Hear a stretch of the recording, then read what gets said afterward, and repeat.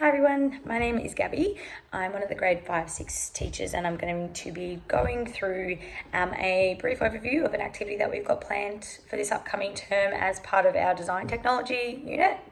The activity that I'm going to be running you through is our activity which has the students designing and planning the steps of production of a veggie patch. So our grade 5-6 students will be working in some small groups to design and plan a veggie patch.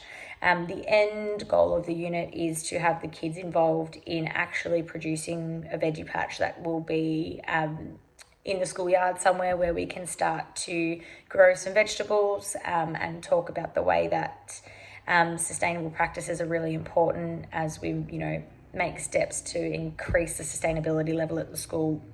So this activity is really useful in the way that we can incorporate sustainability as a cross-curriculum focus too.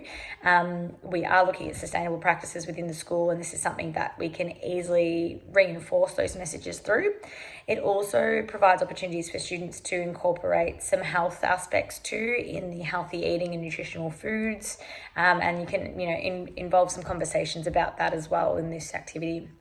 So the activity will encourage students to actually draw up and design a veggie patch. So they'll be in small groups, putting down their ideas on paper of what they'd like to incorporate in their veggie patches. They'll need to consider things like the materials they'll need to use, the labour involved, the resources that they'll need.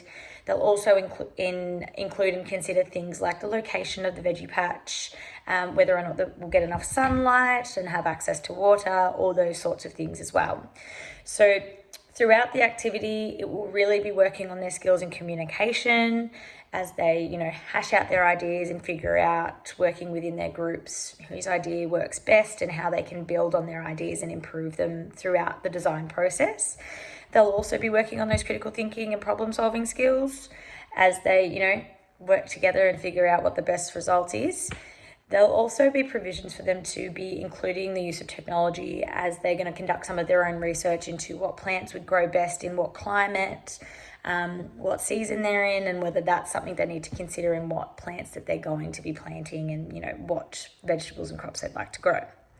So through that, it's important that the educators are able to scaffold the activity. That will provide an opportunity for them to provide extra support for those who need it, as well as extra challenges for those who are ready for it. The groups will have a mixture of kids who are at all varying in ability levels, which we're hoping to make sure that that's boosting the inclusion.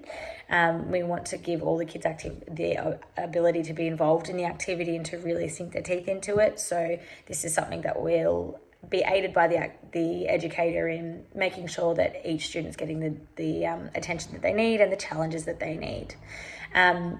It'll also provide a really good opportunity for the educator to be taking some anecdotal notes and just making sure that they're continually providing that assessment aspect of it.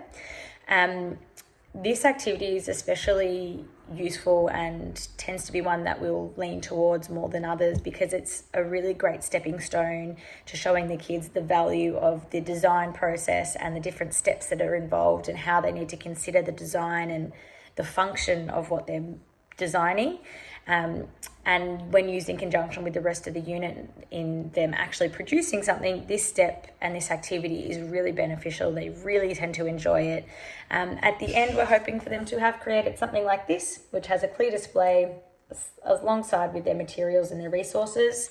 And it's a really good means of assessment too. So thanks so much for listening.